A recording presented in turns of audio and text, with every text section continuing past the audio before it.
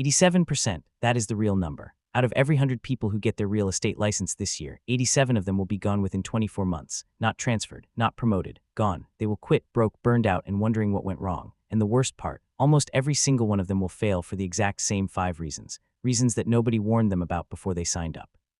Right now, on your screen, you're watching those 87 stick figures walk away from the industry one by one. And by the end of this video, you will know exactly which mistakes pushed them out the door, and the one decision that separates the 13% who actually survive. Let me tell you about Marcus.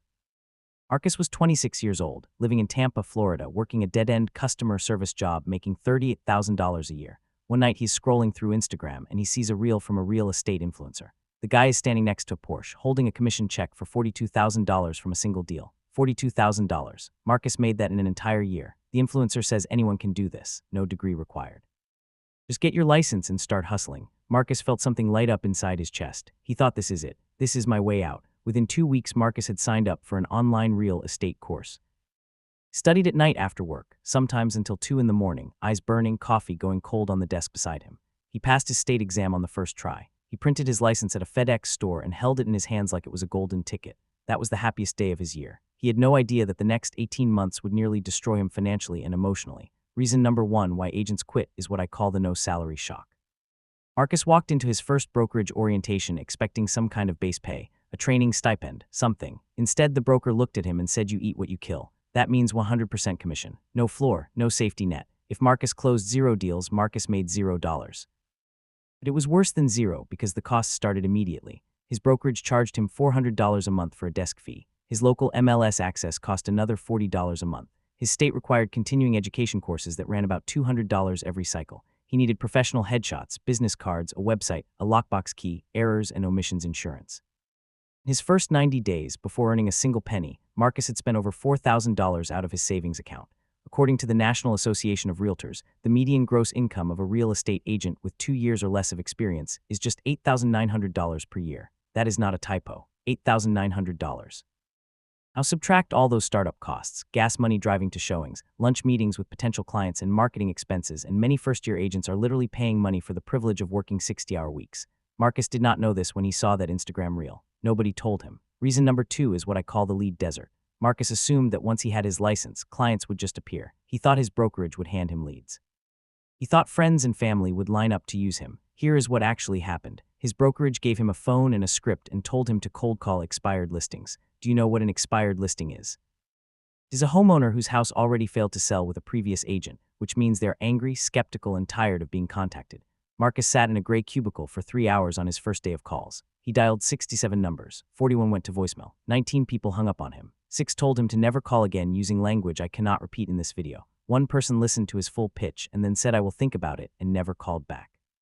That was a Tuesday. Marcus drove home in silence, sat in his car in the driveway for 10 minutes and stared at the steering wheel. He thought maybe tomorrow would be different. It was not. National Association of Realtors reports that the average agent closes their first transaction between 3 and 6 months after getting licensed.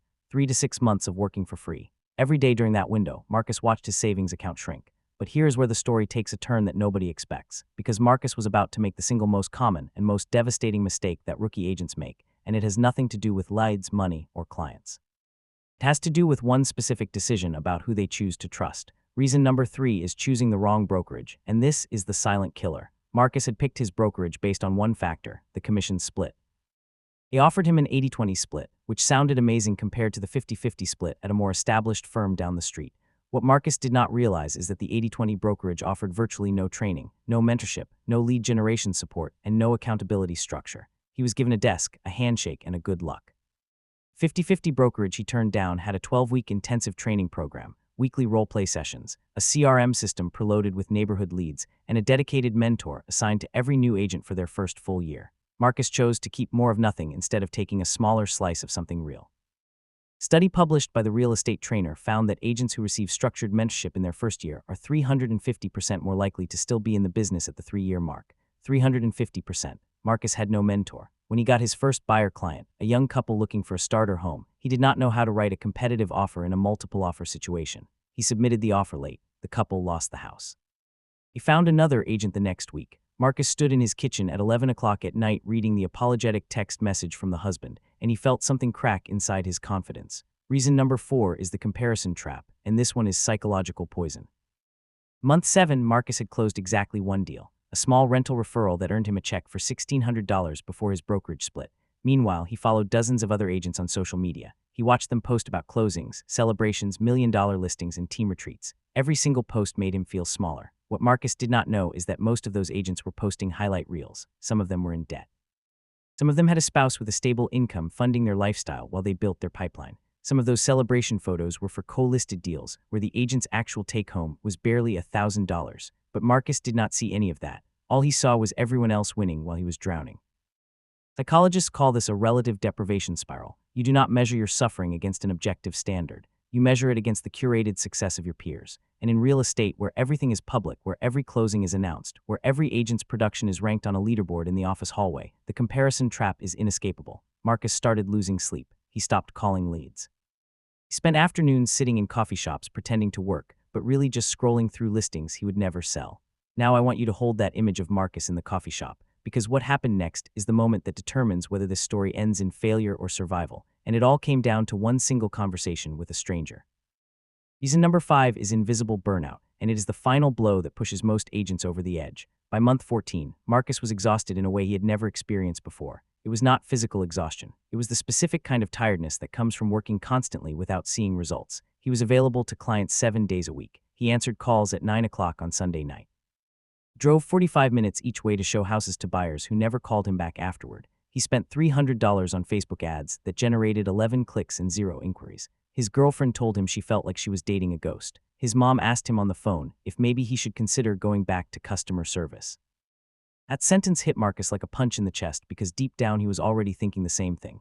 He had lost $11,000 net in his first year of real estate. He was not building a career. He was funding a very expensive and very painful hobby. One afternoon, Marcus was sitting in a coffee shop near his old office, laptop open, staring at a blank prospecting spreadsheet, and a woman at the next table asked him what he did for a living. He almost lied. He almost said something vague, but instead he told the truth. He said, "I am a real estate agent and I am terrible at it." The woman laughed not at him but with recognition. She said, "I was terrible at it too for my entire first year." She told him her name was Denise. She had been an agent for 9 years. She was now a top producer in her county. She told Marcus something that changed the entire trajectory of his career. She said the agents who survive are not the ones who are most talented. They are the ones who build a system and follow it every single day, even when it feels like nothing is working, especially when it feels like nothing is working. Denise spent the next hour with Marcus. She did not charge him. She did not recruit him. She just talked.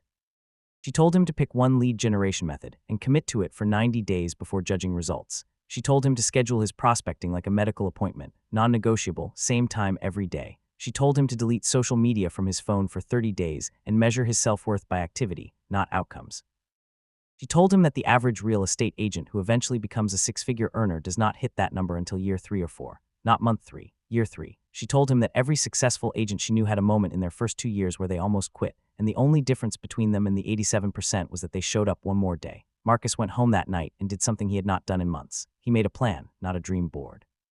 Not a vision, a plan. He wrote down exactly how many calls he would make each morning. He chose door knocking in a specific neighborhood of 400 homes and committed to hitting 40 doors every Saturday for the next 3 months.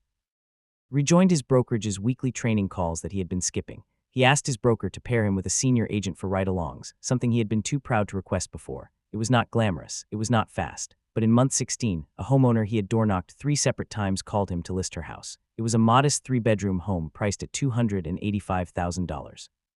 Marcus's commission after his brokerage split was just over $5,000. It was not a Porsche. It was not an Instagram reel, but it was proof that the system worked, proof that he could survive. By the end of his second year, Marcus had closed 7 transactions. His gross commission income was $41,000. Not life-changing money, but more than his old customer service job. More importantly, he was still in the game. He was one of the 13. The 87% who quit did not fail because they lacked talent. They failed because nobody told them the truth about the first 2 years. Nobody told them about the costs, the lead desert, the brokerage trap, the comparison poison, or the invisible burnout. Now you know. The question is not whether this career is hard. It is. The question is whether you will be one of the 13 who decides that hard is not the same as impossible. If this video helped you, subscribe to Rookie Realtor so you do not make these mistakes alone.